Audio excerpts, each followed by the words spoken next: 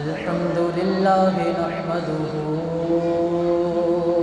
ونستعينه ونستغفره ونؤمن به ونتوكل عليه ونعوذ بالله من شرور أنفسنا ومن سيئات أعمالنا من يهده الله فلا مضل له ومن يضلله فلا هادي له ونشهد أن لا إله إلا الله وحده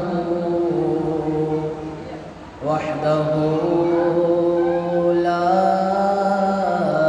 شريك له ونشهد أن سيدنا حبيبنا وكريمنا محمدا عبده ورسوله أما بعد فأعوذ بالله من الشيطان الرجيم بسم الله الرحمن الرحيم قال الله تبارك وتعالى في القرآن المجيد ووجدك ضالا فهدى ووجدك عائلا فأغنى صدق الله العظيم وصدق رسوله النبي الأمين الكريم وقال الله تبارك وتعالى في شان حبيبه الكريم إن الله وملائكته يصلون على النبي يا أيها الذين آمنوا صلوا عليه وسلموا تسليما مل کر پڑھیے الصلاۃ والسلام علیک یا رسول اللہ الصلاۃ والسلام علیک یا حبیب اللہ الصلاۃ والسلام علیک یا نبی اللہ وعلی آلک واصحابک یا نور اللہ۔ حمد و صلات کے بعد واجب الاحترام میرے معزز سامعین و حضرات، السلام علیکم۔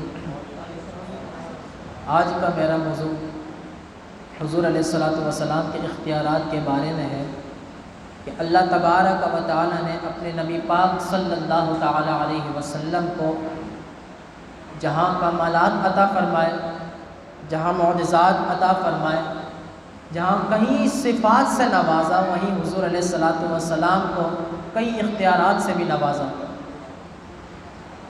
ایک چھوٹی سی مثال سے میں آپ کو سمجھانا چاہتا ہوں کہ اللہ تبارک و تعالی جب کسی سے محبت فرماتا ہے تو اسے کچھ اختیارات عطا فرما دیتا ہے۔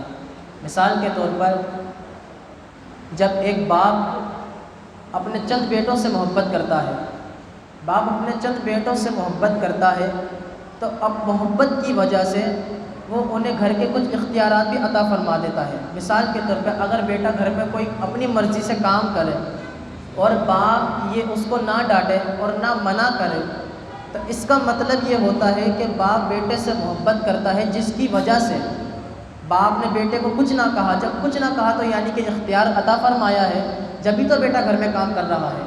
کچھ نہ کچھ اختیار عطا فرمایا ہے جس کی وجہ سے بیٹا گھر میں کام کر رہا ہے۔ اور اسی طرح اب بیٹے چند ہیں، مثال کے طور پہ 3 بیٹے ہیں، 4 بیٹے ہیں، اس میں سے سب سے زیادہ محبت ایک بیٹے سے کرتا ہے تو اسے زیادہ اختیار عطا فرماتا ہے۔ یعنی جس سے جتنی محبت ہوتی ہے اسے اتنے ہی اختیارات عطا فرماتا ہے۔ اب اللہ تبارک و تعالی اپنے بندوں سے محبت فرماتا ہے، بندوں میں سے جب اللہ تبارک و تعالیٰ نے اولیاء کرام کو چنا تو ان اولیاء کرام کو چند اختیارات عطا فرما دیے۔ اسی طریقے سے اللہ تبارک و تعالیٰ نے جب اولیاء سے بڑھ کر انبیاء کرام اور رسول کرام کو چنا تو ان کو ان سے زیادہ اختیار عطا فرمائے۔ تو جس سے زیادہ محبت ہوتی ہے اختیار اسی کو زیادہ ملا کرتا ہے۔ اللہ تبارک و تعالیٰ سب سے زیادہ محبت فرمانے والا ہے حضور سے، حضور سے سب سے زیادہ محبت فرمانے والا ہے، تو اللہ تبارک و تعالیٰ حضور کو سب سے زیادہ اختیار عطا فرمانے والا ہے، سب سے زیادہ، یعنی کہ جس سے جتنی محبت ہو اختیار بھی اسی کو اتنا دیا جاتا ہے۔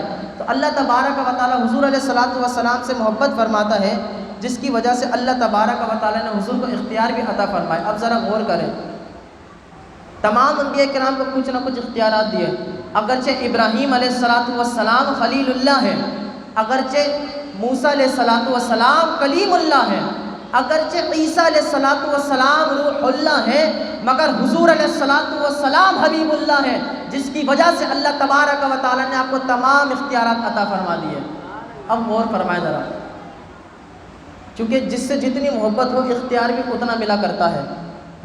کیا فرماتے ہیں؟ خلق سے اولیاء، اولیاء سے رسول، اور رسولوں سے اعلیٰ ہمارا نبی، یعنی کہ خلق ہے یعنی مخلوق، ان سے جو زیادہ فضیلت رکھنے والے ہیں وہ اولیاء کرام ہیں، ان سے زیادہ فضیلت رکھنے والے ہیں رسول ہیں، پھر ان سے جو زیادہ فضیلت رکھنے والے ہیں وہ حضور علیہ السلام ہے۔ تو کسی نے کیا خوب کہا، کہنے والے نے کہا کہ سب سے اعلیٰ ہمارا نبی، سب سے پیارا ہمارا نبی، سب سے اچھا ہمارا نبی، سب سے بالا ہمارا نبی، امام الانبیاء ہمارا نبی، امام الاصفیاء ہمارا نبی، امام المرسلین ہمارا نبی، سب سے اعلیٰ و اعلیٰ ہمارا نبی، سب سے بالا و اعلیٰ ہمارا نبی۔ تو جو جتنے مرتبے والا ہو، جتنے مرتبے والا، جتنے اعلیٰ درجے پر فائز ہو، اسی مطابق اس کو اختیارات ملا کرتے ہیں۔ اللہ تبارک و تعالیٰ سب سے زیادہ حضور سے محبت فرمانے والا ہے، سارے اختیار حضور کو عطا فرما دیے، سارے اختیار اللہ تبارک و تعالیٰ نے حضور علیہ السلام کو عطا فرما دیے۔ اب ذرا غور فرمائیں، چونکہ یہ قاعدہ یاد رکھیے گا، جس سے جتنی محبت ہوتی ہے اللہ تبارک و تعالیٰ اتنے ہی اختیارات دیا کرتا ہے۔ تمام انبیاء کرام کو کچھ نہ کچھ اختیارات دیے، تمام انبیاء کرام کو کچھ نہ کچھ اختیارات دیے، مگر جب میرے حضور کی باری آتی ہے، یہ نہیں فرمایا حضور آپ کو ایک اختیار دیا، یہ نہیں فرمایا حضور آپ کو 2 اختیار دیے، یہ نہیں فرمایا حضور آپ کو 3 اختیار دیے، بلکہ تمام انبیاء کرام کو کچھ نہ کچھ اختیارات عطا فرمائے۔ مگر جب میرے نبی کی باری آتی ہے تو کبھی چاند کو میرے نبی کا پابند بنا دیا جاتا ہے، کبھی سورج کو میرے نبی کا پابند بنا دیا جاتا ہے، کبھی تارے میرے نبی کے پابند ہیں، کبھی زمین میرے نبی کی پابند ہے، کبھی آسمان میرے نبی کا پابند ہے، وہی پانی، وہ سمندر، وہ میرے نبی کا پابند بنا دیا کرتا ہے، کبھی تو پتھر حضور کے پابند ہو جایا کرتے ہیں، اسی طرح کبھی درخت حضور کے پابند ہو جایا کرتے ہیں۔ اور پابند ہونے کی حالت تو یہ ہے، حضور اگر چاند کو اشارہ کر دے تو 2 ٹکڑے ہو جایا کرتا ہے، حضور درخت کو اشارہ کر دے تو چل کر آ جایا کرتا ہے، پتھر کو حضور ارشاد فرما دے تو حضور کے سچے ہونے کی گواہی دے دیا کرتا ہے، حضور کے سچے ہونے کی گواہی دے دیا کرتا ہے۔ تو یہ حضور علیہ السلام کو اللہ تبارک و تعالیٰ نے چند اختیارات عطا فرمائے، چونکہ بس یہی قاعدہ تو ہے کہ جو جس سے محبت کرتا ہے اس کو اسی کے مطابق اختیارات دیا کرتا ہے۔ بس یہی آج میرا موضوع ہے جو کہ مکمل ہو چکا ہے۔ اب انشاءاللہ میں چند واقعات بیان کروں گا۔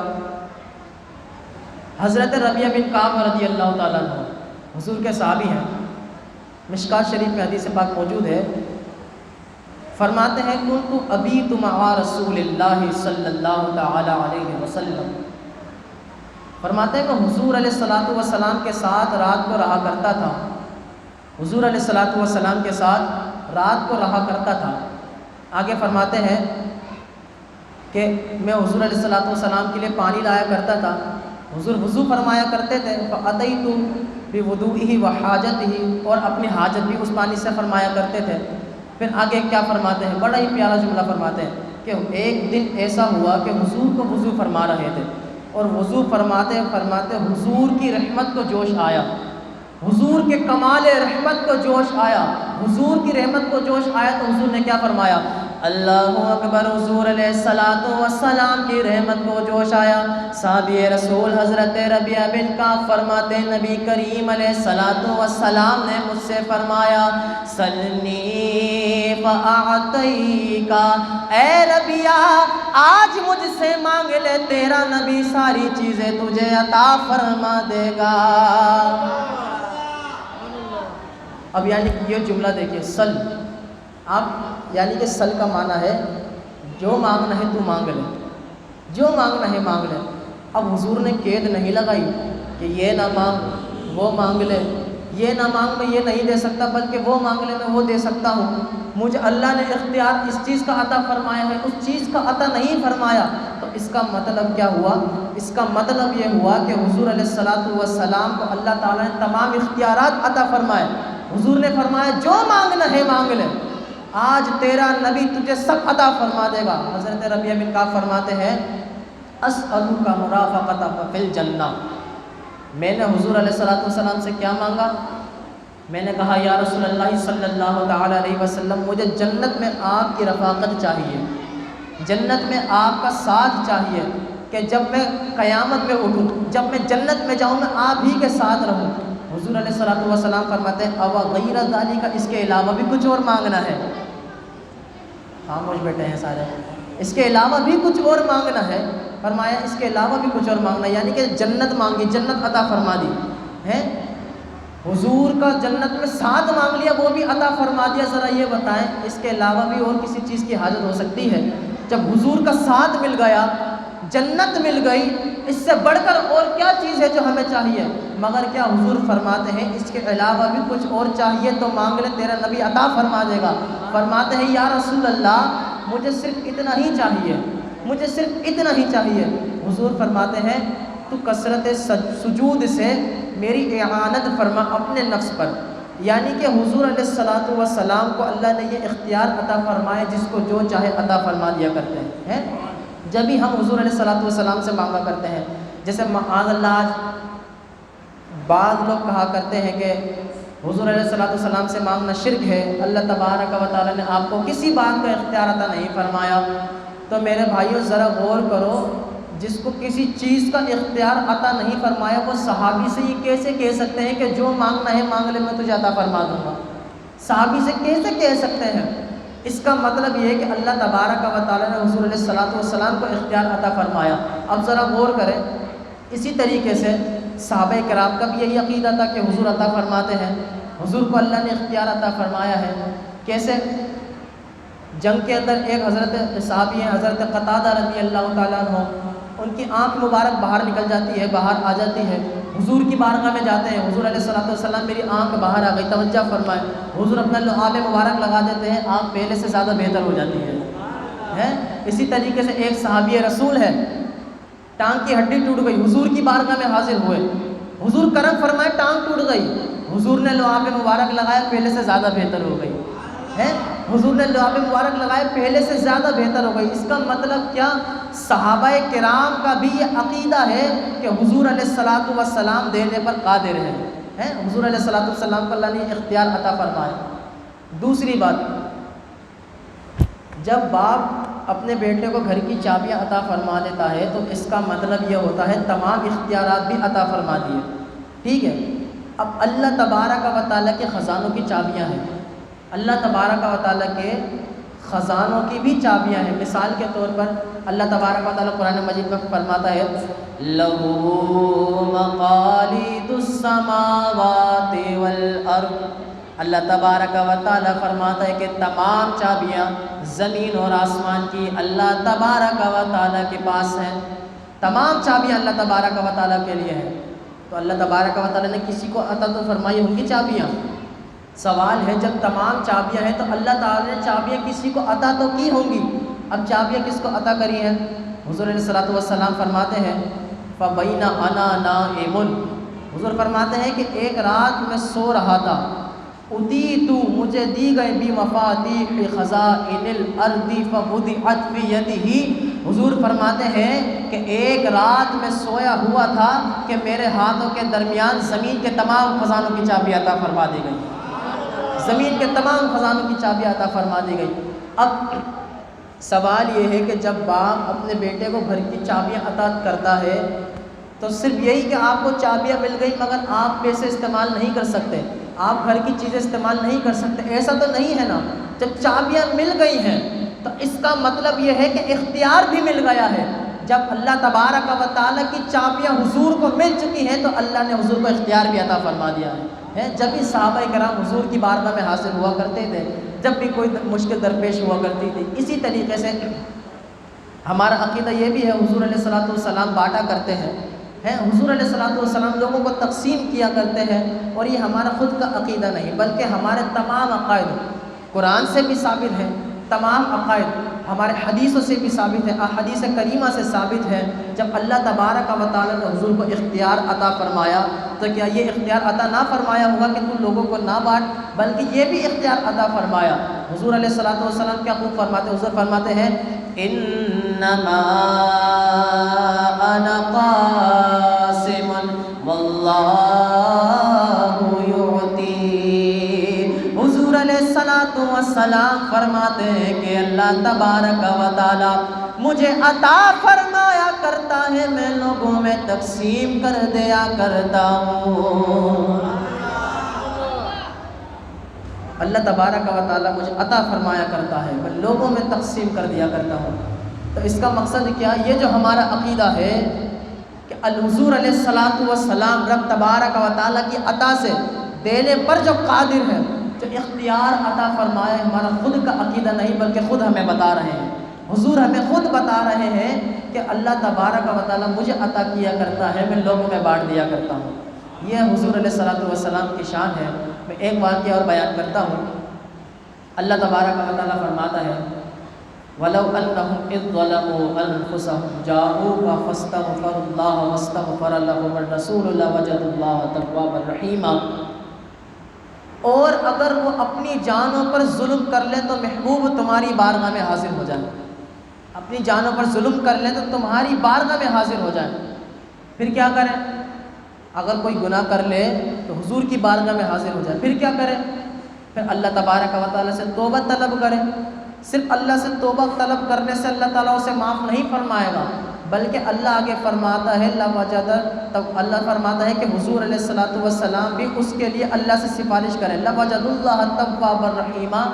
پھر اللہ کو اس حال میں پائیں گے کہ اللہ بخشنے والا ہے۔ اس کا مطلب کیا کہ تم اگرچہ کتنے ہی گناہ گار ہو، اللہ تبارک و تعالیٰ سے معافی مانگتے رہو، مگر یاد رکھنا جب تک در مصطفیٰ پر حاضر نہ ہوگے تمہاری بخشش بھی نہیں ہوگی، مگر جب در مصطفیٰ پر حاضر ہو جاؤ گے اور حضور علیہ الصلوۃ والسلام تمہارے لیے سفارش بھی کر دیں گے، اللہ تبارک و تعالیٰ تمہارے سارے گناہوں کو معاف فرما دے گا، سارے گناہوں کو معاف فرما دے گا۔ اب ذرا غور کریں، یہ آیت مبارکہ ایک اعرابی نے سنی۔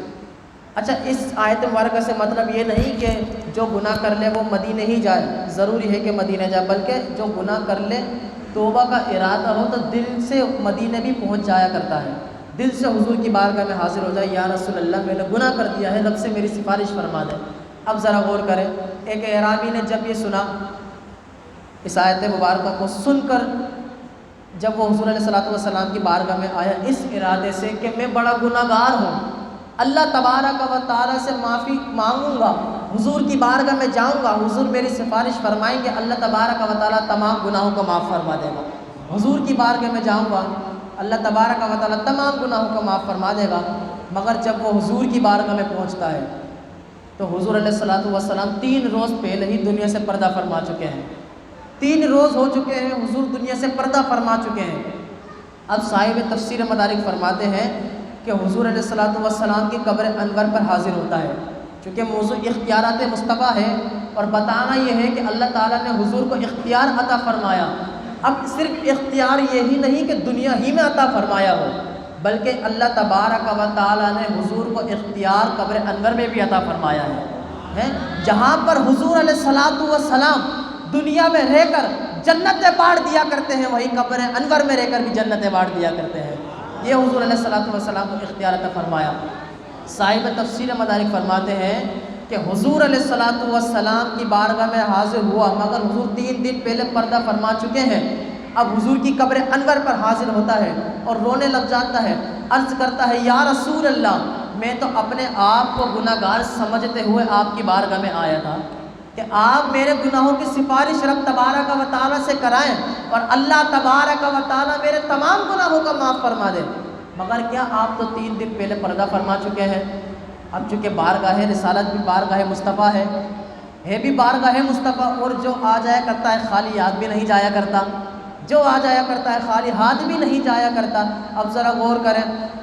اللہ اکبر. صاحب تفسیر مدارک فرماتے ہیں حضور علیہ السلام کی قبر انور پر حاضر ہوا اور رونے لگا، عرض کرنے لگا میرے پیارے آقا اب مجھے کون بچائے گا، رب تبارک و تعالیٰ کے عذاب سے کون بچائے گا. میں تو اپنے آپ کو گناہ گار سمجھتے ہوئے آپ کی بارگاہ میں حاضر ہوا کہ آپ میرے گناہوں سے اللہ تبارک و تعالیٰ سے سفارش فرمائیں گے، رب تبارک و تعالیٰ میرے گناہوں کو معاف فرما دے گا. مگر 3 دن ہو چکے ہیں، آپ پردہ فرما چکے ہیں، میری سفارش کون فرمائے گا. کیا ہی خوب اشعار میں کسی کہنے والے نے کہا کہ وہ اعرابی حضور علیہ السلام کی قبر انور پر حاضر ہو کر عرض کرنے لگا یا رسول اللہ، چونکہ آپ کی بارگاہ میں آ گیا ہوں، آنا تو میرا کام تھا، میری بگڑی بنانا تیرا کام ہے. صرف اتنا ہی نہیں میرے بھائیوں، حضور علیہ السلام نے قبر انور ہی سے فرمایا قد غفر لکا، اے ربی آنا تو تیرا کام تھا، تیری بخشش کروانا ہمارا کام ہے. تیری بخشش کرانا ہمارا کام ہے. اس کا مطلب کیا کہ حضور علیہ السلام نہ صرف زمین پر رہ کر جنت بانٹا کرتے ہیں بلکہ قبر انور میں رہ کر بھی جنت عطا فرما دیا کرتے ہیں. قبر انور میں رہ کر بھی جنت عطا فرما دیا کرتے ہیں. یہ میرے نبی کریم علیہ السلام کا اختیار ہے، آپ کی شان ہے کہ اللہ تبارک و تعالیٰ نے آپ کو تمام اختیارات عطا فرما دیے. اب ذرا غور فرمائیں. ایک سوال ہے، اگر آپ لوگوں کے پاس یا ہمارے پاس یا مفتیان کرام کے پاس، علماء کرام کے پاس، کسی پیر صاحب کے پاس کوئی شخص آئے اور آ کر یہ بات کہے کہ میں ایمان لانا چاہتا ہوں، تو ہم لوگ کیا کہیں گے؟ بڑا خوش ہو کے بولیں گے اچھی بات ہے، مسلمانوں میں اضافہ ہوگا. ہم یہی کہیں گے بہت اچھی بات ہے، آپ ایمان لانا چاہتے ہیں تو تشریف لائیں، اسلام کے اندر آئیں، ایمان قبول کریں، کلمہ طیبہ پڑھیں. مگر وہ یہ بات کہے کہ میری ایک شرط ہے، اور وہ شرط یہ ہے کہ جب تک آپ مجھے اس بات کی اجازت نہ دے دیں کہ میں 2 نمازیں ہی پڑھا کروں گا، صرف 2 نمازیں پڑھوں گا جب میں ایمان لے کر آؤں گا، کیا آپ کو قبول ہے؟ تو ہم کیا کہیں گے؟ بھائی تو مسلمان ہونے آیا ہے، معاذ اللہ ہمیں بھی کافر کرنے کے لیے آیا ہے تو کرنے کیا آیا ہے؟ ہم کون ہوتے ہیں کہ تجھے 2 نمازوں کی اجازت عطا فرما دیں؟ مگر قربان جائیے حضور علیہ السلام کی شان مبارکہ پر. حضور علیہ السلام کو رب تبارک و تعالیٰ نے کیا اختیار عطا فرمایا. حضور کی بارگاہ میں ایک شخص آتا ہے، عرض کرتا ہے یا رسول اللہ صلی اللہ تعالی علیہ وسلم، میں ایمان لے کر آ جاؤں گا، میں اسلام لے آؤں گا، مسلمان ہو جاؤں گا، رب تبارک و تعالیٰ کو بھی ایک مانوں گا، میں کتابوں پر بھی ایمان لاؤں گا، آپ کو اللہ کا نبی بھی مانوں گا، مگر میری شرط یہ ہے کہ نمازیں 2 ہی پڑھا کروں گا. شرط یہ ہے نماز صرف 2 ہی پڑھا کروں گا. اللہ اکبر. اگر آپ اور ہم ہوں تو ہم تو ایسی اجازت کبھی نہ دیں، مگر حضور کو کیا اللہ تبارک و تعالیٰ نے اختیار عطا فرمایا. حضور نے فرمایا اللہ تبارک و تعالیٰ نے مجھے یہ اختیار عطا فرما دیا ہے. تو کیا سمجھتا ہے جو آج لوگ کہتے ہیں اللہ تبارک و تعالیٰ نے حضور کو اختیار عطا نہ فرمایا، وہ اگر کوئی ایسا مسلمان دکھاتے جو صرف نمازیں ہی 2 پڑھتا ہو، 2 پڑھنے والے تو مل جائیں گے، بلکہ ایسا مسلمان دکھا دیں جو کہے کہ مجھ پر فرض ہی 2 نمازیں ہوں، کافر ہو جائے گا بندہ. شریعت کے مطابق بندہ کافر ہو جائے گا جو یہ بات کہے کہ مجھ پہ 2 نمازیں فرض ہیں. مگر قربان جائیے حضور کی بارگاہ میں حاضر ہوا، حضور نے فرمایا جا ہم تجھے 2 نمازوں کی اجازت دیتے ہیں، تیرا اسلام ہمیں قبول ہے. 2 نمازوں کی اجازت دیتے ہیں، تیرا اسلام ہمیں قبول ہے. اب کوئی صحابہ کرام سے پوچھے، کہے کہ صحابہ کرام ذرا ایک بات بتائیں، آپ بھی تو اللہ تعالیٰ حضور علیہ السلام کے دور میں تھے، آپ بھی تو نبی کریم علیہ السلام کے دور میں موجود تھے، تو ذرا ہمیں یہ بات بتائیں آپ نے حضور سے یہ بات کیوں نہ کہی کہ ہم بھی مسلمان ہیں، وہ بھی ایمان لے کر آ گیا، وہ بھی مسلمان ہو گیا، آپ نے ہمیں 5 نمازوں کی اجازت عطا فرمائی ہے، اس کو آپ نے 2 نمازوں کی اجازت عطا فرمائی ہے. تو صحابہ کرام کیا بولیں گے؟ لگتا ہے یا تو نجد سے آیا ہو یا پھر ہو سکتا ہے رائے ونڈ سے آیا ہو، کیا تو نے قرآن نہیں پڑھا؟ اللہ تبارک و تعالیٰ فرماتے ہیں اقیم الصلاۃ، اقیم الصلاۃ، اقیم الصلاۃ، نماز کو قائم کرو، نماز کو قائم کرو۔ اور اسی قرآن میں، اسی قرآن کے اندر رب تبارک و تعالیٰ فرماتا ہے اطیعوا الرسول، اطیعوا الرسول، کہ اللہ تبارک و تعالیٰ کے رسول کی بھی پیروی کرو۔ ارے یہ تو میرے مصطفیٰ کا اختیار ہے، اگر جسے چاہے 5 نمازیں عطا فرما دے، جسے چاہے 2 نمازیں عطا فرما دے۔ یہ تو میرے نبی کریم علیہ الصلوۃ والسلام کا اختیار ہے، جسے چاہے جو عطا فرما دے ہے۔ کیا خوب کہا کہ نبی مختار کل ہے، جس کو جو چاہے عطا کر دے۔ یہ تو حضور علیہ الصلوۃ والسلام ہی کا اختیار ہے۔ ایک واقعہ اور بیان کرتا ہوں، اس سے پہلے ایک معجزے سے متعلق حضور کا اختیار ہے وہ بیان کرنے کی کوشش کرتا ہوں۔ حضرت اسماعیل علیہ السلام ایڑی مارتے ہیں، زمین سے پانی نکال دیتے ہیں، ایڑی مارتے ہیں، زمین سے پانی جاری ہو جاتا ہے۔ ہود نبی کے پاس قوم آتی ہے، پانی طلب کرتی ہے، دعا کے لیے ہاتھوں کو اٹھاتے ہیں، ہاتھ چہرے پر بعد میں آتا ہے، آسمان سے پانی پہلے نیچے آتا ہے۔ اسی طریقے سے موسیٰ علیہ السلام کی باری آتی ہے، اللہ فرماتا ہے وَإِذِ اسْتَسْقَىٰ مُوسَىٰ لِقَوْمِهِ، جب موسیٰ علیہ السلام کی قوم نے موسیٰ علیہ السلام سے پانی طلب کیا، موسیٰ علیہ السلام کی قوم نے موسیٰ علیہ السلام سے پانی طلب کیا، اللہ فرماتا ہے فَقُلْنَا اضْرِب بِعَصَاكَ الْحَجَرَ، ہم نے کہا کہ اپنا عصا اس پتھر پر مارو، اپنا عصا اس پتھر پر مارو۔ فَانْفَجَرَتْ مِنْهُ اثْنَتَا عَشَرَةَ عَيْنًا، فَانْفَجَرَتْ میں جو فا ہے، یہ فا عربی گرامر میں کہلاتی ہے تعقیب کے لیے آیا کرتا ہے، یعنی کسی کام کا فوراً ہونا۔ تو مطلب کیا ہوا، جیسے ہی موسیٰ علیہ السلام نے پتھر پر اپنا عصا مارا، اللہ نے 12 چشمے جاری فرما دیے۔ پتھر پر عصا مارنا تھا، 12 چشمے جاری ہو گئے۔ اب ذرا غور فرمائیں، ایک نبی اپنی ایڑی زمین پر مار کر پانی نکال دیتا ہے، ایک نبی کے پاس قوم آتی ہے، پانی طلب کرتی ہے، آسمان سے پانی برسا دیتا ہے۔ ایک نبی کے پاس قوم آتی ہے، اپنا عصا پتھر پر مار کر پانی نکال دیتا ہے۔ مگر اب آتی ہے عزت رسول کی بات، اب آتی ہے اختیارات مصطفیٰ کی بات۔ میرے نبی کو اللہ نے وہ اختیار عطا فرمایا، نہ ایڑی زمین پر مارنے کی ضرورت پڑی، نہ اپنا عصا پتھر پر مارنے کا ضرورت پڑا، بلکہ صحابہ کرام فرماتے ہیں ہم نے ایک عجیب ہی منظر دیکھا، ہم نے دیکھا کہ حضور علیہ الصلوۃ والسلام کی انگلیوں سے پانی کے چشمے جاری ہو گئے، حضور علیہ الصلوۃ والسلام کی انگلیوں سے پانی کے چشمے جاری ہو گئے۔ اور دیکھو اختیار مصطفیٰ، دیکھو نہ زمین پر ایڑی مارنے کی ضرورت ہے، نہ عصا پتھر پر مارنے کی ضرورت ہے، بلکہ اللہ نے اختیار ہی ایسا دے دیا محبوب جہاں پر کھڑے ہو وہیں سے آپ ارشاد فرما دیجئے ہم آپ کی انگلیوں سے پانی کے چشمے جاری فرما دیں گے، آپ کی انگلیوں سے پانی کے چشمے۔ اب ذرا غور فرمائیں، حضرت جابر رضی اللہ تعالیٰ عنہ، پورا واقعہ ہی سنا دیتا ہوں۔ جابر رضی اللہ تعالیٰ عنہ فرماتے ہیں کہ احد کا دن ہے، احد کا دن ہے، فرماتے ہیں کہ پانی ختم ہو گیا، لوگ حضور کی بارگاہ میں آئے، صرف اتنا پانی کہ حضور نے وضو فرما لیا، پانی ختم ہو گیا، لوگ حضور کی بارگاہ میں آتے ہیں، یا رسول اللہ صلی اللہ تعالیٰ علیہ وسلم پانی ختم ہو چکا ہے، کرم فرمائے۔ یعنی کہ دیکھیں صحابہ کرام کا بھی عقیدہ ہے حضور دینے پر قادر ہے، صحابہ کرام بھی یہ جانتے ہیں حضور کو اللہ تبارک و تعالیٰ نے اختیار عطا فرمایا۔ حضور علیہ الصلوۃ والسلام کے پاس صرف ایک برتن ہے جس کے اندر پانی موجود ہے۔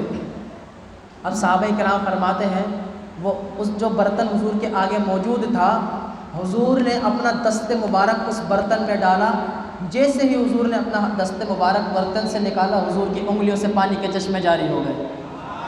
اب حضور کی انگلیوں سے جب پانی کے چشمے جاری ہوئے، ذرا غور فرمائیں، صحابہ کرام فرماتے ہیں کہ تمام لوگوں نے اس پانی سے وضو بھی فرمایا، تمام لوگوں نے اس پانی کو پیا بھی ہے، اس پانی سے وضو بھی فرمایا، اس پانی کو پیا بھی۔ اب میرے نبی کا اختیار دیکھیں، اگر آپ اور ہم ہوں اور ہماری انگلیوں سے اگر پانی جاری ہو، مثال کے طور پہ چھالا ہو جائے، اور جب چھالا پھٹتا ہے تو میں سوال کر رہا ہوں آپ لوگوں سے، ذرا یہ بتائیں کیا وہ پانی پاک ہوتا ہے؟ پانی تو ناپاک ہوتا ہے نا، کیا اس سے وضو ہو سکتا ہے؟ کیا اس کو پیا جا سکتا ہے؟ نہیں پیا جا سکتا، نہ وضو ہو سکتا۔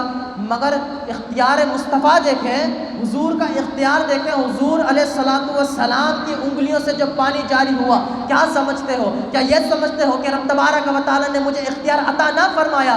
ارے اللہ نے مجھے ایسا اختیار عطا فرما دیا کہ میری انگلیوں سے جو پانی جاری ہوا، صحابہ کرام نے پی بھی لیا، وضو بھی فرما لیا۔ میں تمہاری طرح کا بشر نہیں ہوں، وجہ یہ ہے کہ تمہاری انگلیوں سے جو پانی جاری ہوتا ہے وہ ناپاک ہوا کرتا ہے، میری انگلیوں سے جو پانی جاری ہوتا ہے وہ پاک بھی ہوا کرتا ہے، پاک کرنے والا بھی ہوا کرتا ہے، وہ پاک بھی ہوا کرتا ہے، پاک کرنے والا بھی ہوا کرتا ہے۔ حضرت جابر رضی اللہ تعالیٰ عنہ سے پوچھا، یا رسول اللہ صلی اللہ تعالیٰ علیہ وسلم، حضرت جابر سے پوچھا گیا کہ پیارے آقا کے صحابی ذرا یہ بتائیں کہ کتنے صحابہ کرام نے اس پانی کو پیا۔ اختیار مصطفیٰ دیکھیں، اگر آپ ہو یا ہم ہو، یعنی ایک عام انسان کتنے فٹ کا ہوتا ہے؟ اگر اندازہ لگایا جائے 10 فٹ، مشکل سے 7 فٹ اتنا کافی ہے، 7 یا 8 فٹ۔ اگر مکمل 7-8 فٹ کے انسان کو پانی سے بھر دیا جائے، اتنا پانی بھر دیا جائے، کتنا لیٹر ہوگا؟ 10 لیٹر، 12 لیٹر، 15 لیٹر، مشکل سے 20 لیٹر کر لیے، زیادہ سے زیادہ بھی۔ کتنے لوگ اس سے وضو کر لیں گے؟ 3 لوگ وضو کر لیں گے اور پی بھی لیں گے، 4 لوگ وضو کر کے پی لیں گے، چلو 10 لوگ وضو کر کے پی لیں گے، چلے زیادہ سے زیادہ 20 لوگ وضو کر کے پی لیں گے۔ مگر اختیار مصطفیٰ دیکھیے کہ حضور کی انگلیوں سے پانی جاری ہوا۔ حضرت جابر رضی اللہ تعالی عنہ فرماتے ہیں کہ ہم 1500 صحابہ کرام تھے جنہوں نے حضور کی انگلیوں سے پانی جو جاری ہوا اس کو پی بھی لیا اور اس سے وضو بھی فرما لیا۔ اختیار مصطفیٰ دیکھیں، ہم اتنے پانی میں مشکل سے 4 سے 5 لوگوں کو وضو کروایا کرتے ہیں، مگر حضور 1500 صحابہ کرام کو وضو فرما دیا کرتے ہیں۔ یہ حضور علیہ الصلوۃ والسلام کا اختیار۔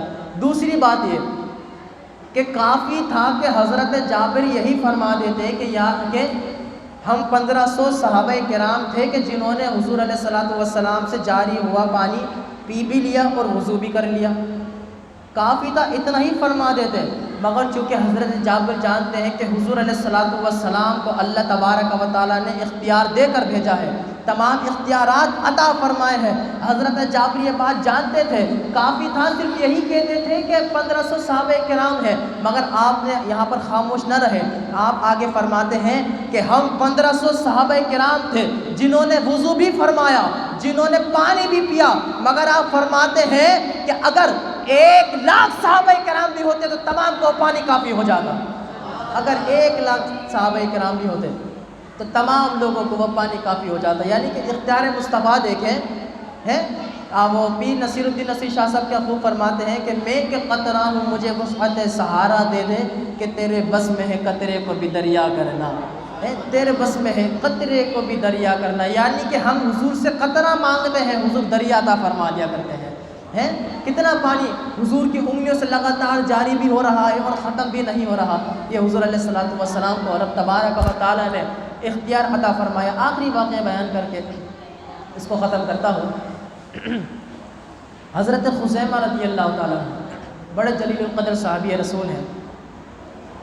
حضرت خزیمہ رضی اللہ تعالیٰ عنہ آپ کے حوالے سے آتا ہے کہ حضور علیہ الصلوۃ والسلام نے فرمایا کہ خزیمہ کی گواہی کو آج سے 2 گواہی کے برابر شمار کیا جائے۔ وجہ کیا ہے؟ وجہ یہ ہے کہ جب تک 2 بندے گواہی نہیں دیتے، جب تک 2 بندے گواہی نہیں دیتے اس وقت اس کی گواہی قبول نہیں کی جاتی ہے۔ 2 بندے گواہی نہیں دیتے تو اس کی گواہی قبول نہیں کی جاتی۔ اب ذرا غور فرمائیں، حضور نے کسی سے ایک بے کری گھوڑے کی، یعنی گھوڑے کا سودا کیا کہ میں تجھ سے گھوڑا خریدتا ہوں، موجود کوئی نہیں ہے، حضور ہیں اور وہ بندہ ہے، حضور سے گھوڑا خریدا جا رہا ہے، بھائی طے ہو گیا فلاں وقت میں آؤں گا، پیسے لے جاؤں گا، گھوڑا دے جاؤں گا۔ بعد میں حضور علیہ الصلوۃ والسلام نے اس سے فرمایا کہ جو ہمارا آپس میں سودا ہوا تھا اپنے پیسے لے کے جا، اپنی رقم لے کے جا اور اپنا گھوڑا مجھے دے جا۔ مگر کیا وہ مکر گیا، بعد میں کہنے لگا کہ ہمارا تو کوئی ایسا سودا ہی نہیں ہوا، میں تو تمہیں کوئی گھوڑا نہیں دوں گا۔ تو حضور نے فرمایا کہ تیرا اور میرا سودا ہو چکا ہے، تیرا میرا سودا ہو چکا ہے، مگر کیا ذرا اب آپ دیکھیں، تیرا میرا سودا ہو چکا ہے۔ وہ کہنے لگا کوئی گواہ بھی پیش کر دو، کوئی گواہ بھی پیش کر دو۔ بات بھی ٹھیک ہے، اور گواہ کسے کہتے ہیں؟ گواہ اسے کہتے ہیں جس نے یا تو سنا ہو یا تو اپنی آنکھوں سے دیکھا ہو۔ گواہی وہی شخص دیا کرتا ہے یا تو جس نے سنا ہو یا جس نے دیکھا ہو۔ مثال کے طور پر انڈیا میں کیا ہو رہا ہے مجھے نہیں پتہ، ہاں اگر میں دیکھوں یا سنوں تو میں گواہی دے سکتا ہوں بھائی اس وقت انڈیا میں یہ ہو رہا ہے۔ سمجھ میں آ رہی ہے؟ تو گواہی وہ دیا کرتا ہے یا تو جس نے دیکھا ہو یا تو جس نے سنا ہو. ایسا شخص گواہی نہیں دیتا کہ جس نے نہ سنا ہو اور نہ ہی دیکھا ہو. بس ختم کر رہا ہوں، ذرا توجہ فرمائیں. ایسا شخص گواہی نہیں دیا کرتا کہ نہ تو جس نے سنا ہو نہ ہی جس نے دیکھا ہو. اب کیا وہ کہنے لگا حضور اگر ایسے ہی بات ہے، میں نے آپ سے گھوڑے کا سودا کر ہی لیا ہے تو کوئی گواہ بھی پیش کر دیجئے. ہے کوئی گواہ بھی پیش کر دیجئے. اب اس وقت حضور موجود ہے اور وہ سودا جس سے سودا ہوا وہ موجود ہے اور کوئی بھی موجود نہیں. اب کیا؟ اتنے میں حضرت خزیمہ رضی اللہ تعالیٰ عنہ تشریف لاتے ہیں.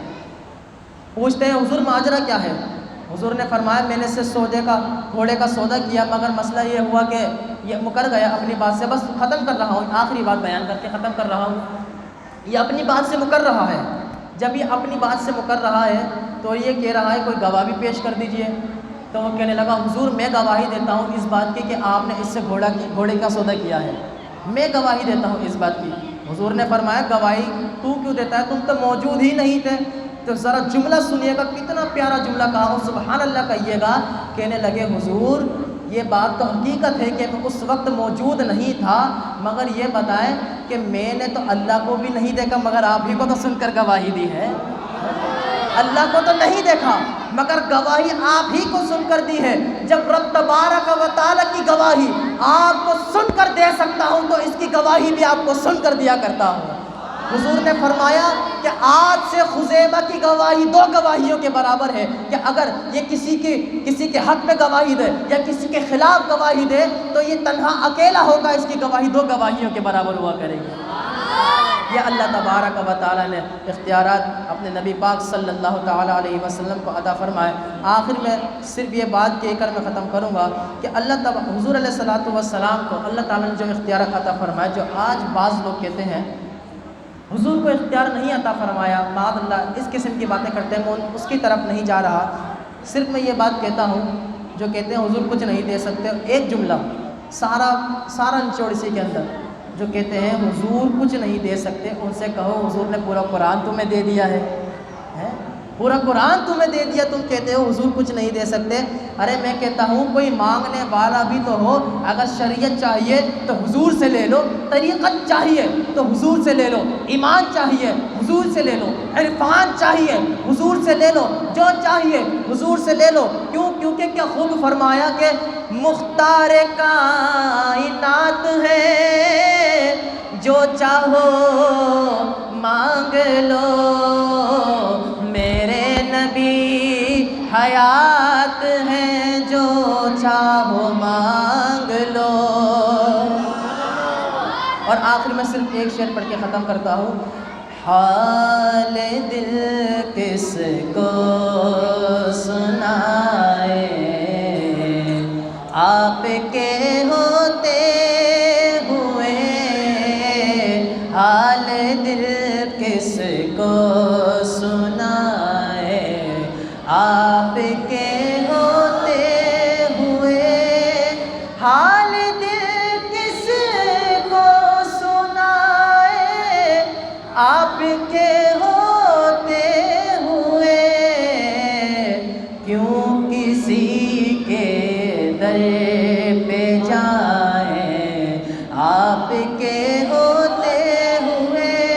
شان محبوبی دکھائی جائے گی محشر کے دن. کیونکہ میرے بھائیو یاد رکھنا اللہ تبارک و تعالیٰ نے نبی کریم علیہ السلام کو تمام اختیارات عطا فرما دیے، تمام اختیارات عطا فرما دیے. وہ محشر کا دن ہوگا جب باپ بیٹے کو نہ دیکھنے والا ہوگا، جب بیٹا باپ کو نہ دیکھنے والا ہوگا، جب ماں بیٹی سے منہ موڑ رہی ہوگی، جب بیٹی ماں سے منہ موڑ رہی ہوگی. اس وقت کوئی کام آنے والا نہ ہوگا مگر میرے نبی کریم علیہ السلام کو رب نے یہ اختیار عطا فرما دیا کہ اے محبوب جس کا چاہو ہاتھ پکڑ کر جنت میں لے جاؤ. رب تبارک و تعالیٰ یہ بھی تمہیں اختیار عطا فرماتا ہے. تو کیا خوب فرمایا، شان محبوبی دکھائی جائے گی محشر کے دن، کون دیکھے گا خطائیں آپ کے ہوتے ہوئے کون دیکھے گا خطائیں، آپ کے